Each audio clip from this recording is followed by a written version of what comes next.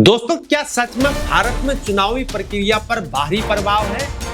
21 million dollar की अमेरिकी funding, क्या ये सच में भारत के लिए थी या कुछ और चल रहा था? अमेरिका ने क्यों उठाए आखिर सवाल? और जब ट्रंप ने इसे रिश्वत योजना कहा तो क्या हमारे देश की राजनीति में कुछ गड़बड़ हो रही है?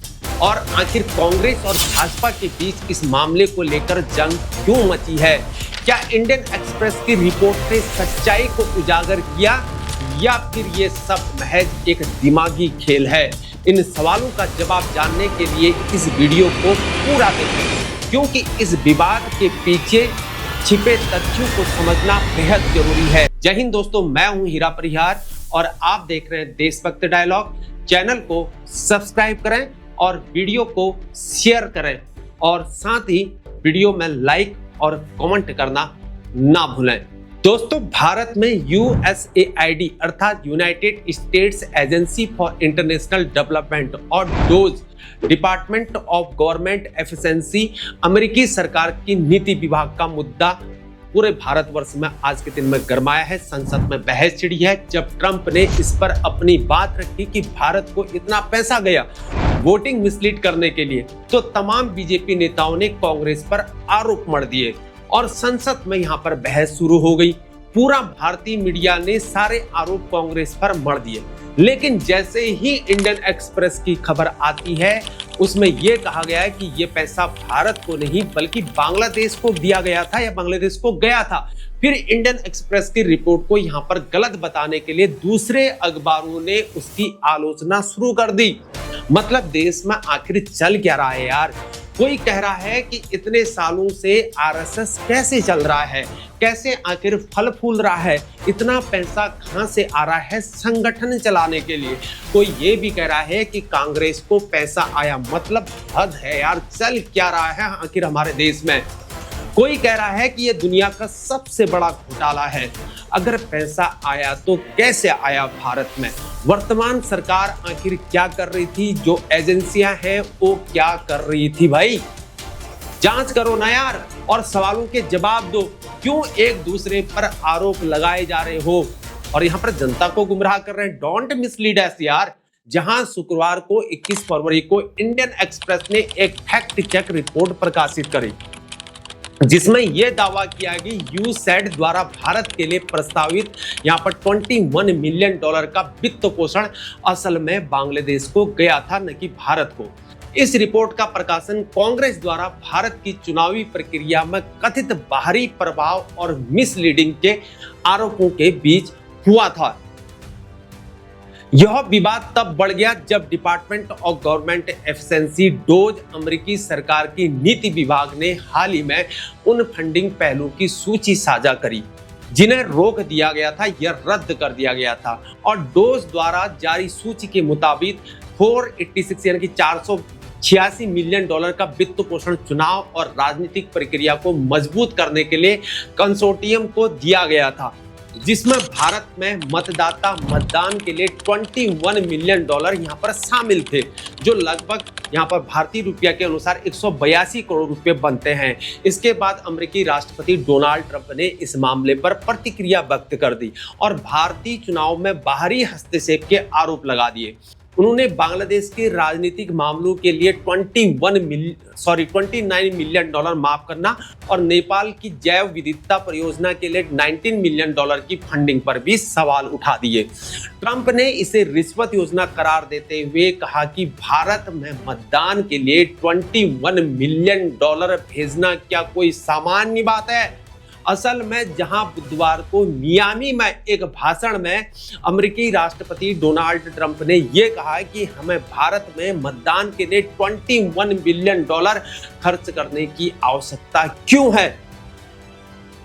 21 मिलियन अमेरिकी डॉलर, वाह!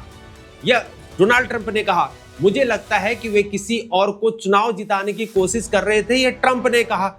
और उसके बाद Indian print media, electronic media, social media में पूरा हाहाकार मच जाता है और कांग्रेस पर आरोप मढ़ दिए जाते हैं। लेकिन फिर इंडियन एक्सप्रेस ने इस रिपोर्ट में दावा किया कि मतदाता मतदान के लिए यूसैड USAID का अनुदान दरअसल बांग्लादेश को दिया गया था, न कि यहां पर भारत को दिया गया था, और इसे गलत तरीके से भारत के लिए बताया गया, ये इंडियन एक्सप्रेस ने बोला। हालांकि अखबार ने इस पर कोई भी ठोस सबूत अभी तक पेश नहीं किए हैं, जबकि डोज और ट्रंप ने भी इस फंडिंग को लेकर कोई भी स्पष्टता नहीं दी है। जहां इस लेख को जय मजूमदार ने लिखा है, इंडियन एक्सप्रेस के पत्रकार हैं, जर्नलिस्ट हैं, लेकिन फिर ओप इंडिया या अन्य समाचार पत्रों ने इंडियन एक्सप्रेस की यहां पर आलोचना शुरू कर दी। अब इसमें ओप इंडिया ने इंडियन एक्सप्रेस की रिपोर्ट को यहां पर झूठा करार दे दिया है। आखिर हम सच किस बात को माने भाई? रिसर्च भी करें तो कैसे करें, कौन सा सच है कौन सा झूठ है? और जिसने रिपोर्ट पेश करी उस पत्रकार पर ही यहां पर आरोप लगाना शुरू कर दिए और जय मजूमदार को international committee of investigative journalist ICIJ का हिस्सा बता दिया। और ये कहा गया कि मजूमदार का संगठन OCCRP का एक हिस्सा है, जिसे ओपन सोसाइटी और यूसेट जैसे संस्थानों से वित्तीय समर्थन मिलता रहता है। ऐसे में रिपोर्ट को एक हितों के टकराव के तौर पर देखा जा सकता है मेरे दोस्तों, जो विदेशी हस्तक्षेप के आरोपों को और भी गंभीर बना देता है। यह घटना भारतीय चुनावी प्रक्रिया पर बाहरी प्रभाव और इसके संभावित खतरों के बारे में एक गंभीर सवाल खड़ा करती है। वहीं भाजपा ने भारत में United State agency for international development USAID की पूर्व निदेशक वीणा रेड्डी की भूमिका के बारे में भी चिंता व्यक्त कर दी। जो अमेरिकी राजनयिक वीणा रेड्डी यूसैड के साथ विदेश सेवा अधिकारी हैं।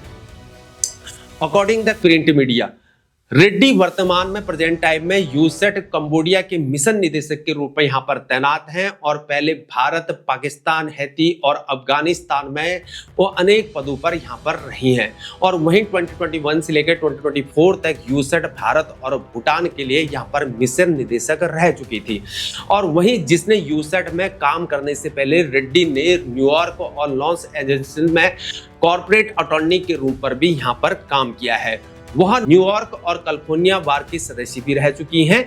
और यह विवाद तब शुरू हो जाता है जब ट्रंप ने भारत में मतदाता मतदान के लिए यूसैड के 21 मिलियन अमेरिकी डॉलर के वित्त पोषण पर यहां पर सवाल उठा दिया और आरोप यह लगाया कि जो बाइडेन प्रशासन किसी और को यहां पर निर्वाचित करने की कोशिश कर रहे थे, जिससे भाजपा और कांग्रेस के बीच यहां पर जुबानी जंग शुरू हो जाती है। वहीं यहां पर MEA विदेश मंत्रालय ने भारत में मतदान के लिए 21 मिलियन डॉलर पर डोज के दावों को बेहद परेशान करने वाला बता दिया है। अब कांग्रेस यहां पर यह बोल रही है कि भाजपा के कथन का उद्देश्य अपने पापों से यहां पर ध्यान को भटकाना था, जिसमें यहां पर पवन खेड़ा जी का कहना है कि सच्चाई सामने आ चुकी है, सच्चाई सामने आ गई है। यूसैट का 21 मिलियन डॉलर का फंड यहां पर भारत को नहीं बल्कि बांग्लादेश को दिया गया था इंडियन एक्सप्रेस के अनुसार। अब कांग्रेस ने भाजपा से यहां पर माफी की मांग कर दी है और आरोप ये लगा दिया है कि सत्तारूढ़ दल के कथन का उद्देश्य सबसे पुरानी पार्टी के नेतृत्व वाली पिछली सरकारों को अस्थिर करने के लिए विदेशी धन के अपने उपयोग से ध्यान भटकाना था, कांग्रेस का यह कहना है। वहीं कांग्रेस के महासचिव मीडिया के प्रभारी जयराम रमेश ने यह कहा है कि झूठ सबसे पहले वॉशिंगटन में बोला गया था, इसके बाद भाजपा की झूठी सेना ने यहां पर झूठ फैलाना शुरू कर दिया और गोदी मीडिया पर झूठ पर बहस की गई और झूठ अब पूरी तरह से यहां पर उजागर हो गया। इंडियन एक्सप्रेस के अकॉर्डिंग क्या झूठे यहां पर माफी मांगेंगे? उन्होंने एक्स पर एक पोस्ट में यह पूछा।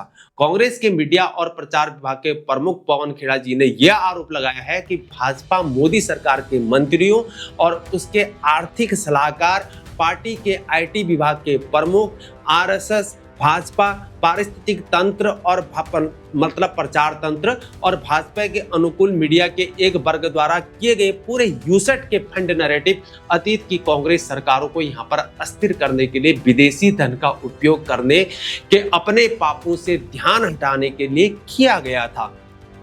मीडिया रिपोर्ट का हवाला देते हुए खेड़ा ने यह दावा किया कि यहां पर सच्चाई सामने आ चुकी है और यूसेट का $21 मिलियन का फंड यहाँ पर भारत को नहीं बल्कि बांग्लादेश को दिया गया था। और उन्होंने ये भी कहा है कि आधिकारिक दस्तावेज इसकी पुष्टि करते हैं। वहीं प्रधानमंत्री नरेंद्र मोदी जी के सबसे अच्छे दोस्त यानी कि डोनाल्ड ट्रंप ने शायद जानबूझकर या अनजाने में डोज के माध्यम से एक गलती कर दी है, ये पवन खेड़ा बोल रहे हैं।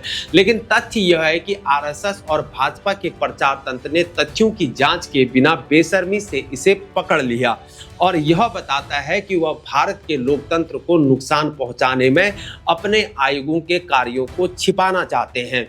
कांग्रेस नेता ने कहा कि पूर्व प्रधानमंत्री यहां पर इंदिरा गांधी जी ने जब भाजपा के वैचारिक पूर्वजों और जनता पार्टी के विदेशी हाथ की ओर यहां पर इशारा किया तो वह सही थी और यह कोई रहस्य नहीं है कि आरएसएस ने आपातकाल के दौरान और उससे पहले CIA की सहायता ली थी, ये पवन खेड़ा जी बोल रहे हैं। PN धर की पुस्तक Indira Gandhi the emergency and Indian democracy में ये स्पष्ट रूप से लिखा गया है, ये मैं नहीं बोल रहा हूँ, ये खेड़ा जी बोल रहे हैं कि कैसे अमेरिका ने JP जयप्रकाश नारायण और 1974 में इंदिरा गांधी सरकार से लड़ने में उनकी भूमिका की प्रशंसा करी थी।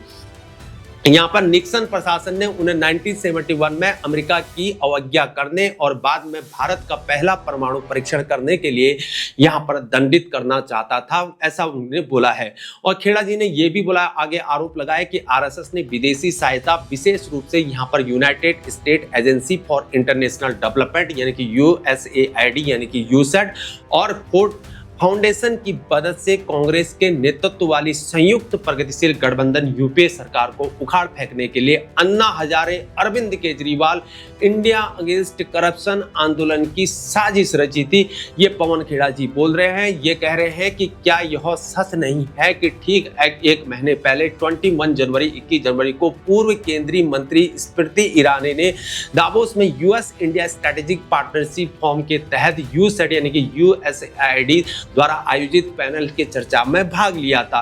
क्या यह सच नहीं है कि स्मृति ईरानी ने खुद कहा कि उन्होंने 4 साल तक भारत में यूसेट की सद्भावना यहाँ पर राजदूत के रूप में कार्य किया है? और कांग्रेस के नेता ने पूछा कि अगर अमेरिकी एजेंसियों के साथ सहयोग करना गहरी राज्य गतिविधियों के बराबर है तो महाराष्ट्र के मुख्यमंत्री देवेंद्र फडणवीस ने 10 नवंबर 2022 को यूसेट के साथ सहयोग के अवसरों पर चर्चा क्यों करी थी? तो दोस्तों, आप क्या सोचते हैं इस बारे में? नीचे कमेंट बॉक्स में जरूर बताएं कि इसमें कांग्रेस सच है या बीजेपी सच है। आखिर कौन यहाँ पर सच बोल रहा है या ये अखबार न्यूज़पेपर सच बोल रहे हैं? एक अखबार दूसरे की आलोचना कर रहा है, दूसरा अखबार तीसरे की आलोचना कर रहा है। वहीं इलेक्ट्रॉनिक मीडिया के अंदर अलग ही बात हो रहे हैं, एक न्यूज चैनल दूसरी ही बात कर रहा है, वहीं सोशल मीडिया पर भी इस प्रकार से बहसबाजी हो रही है।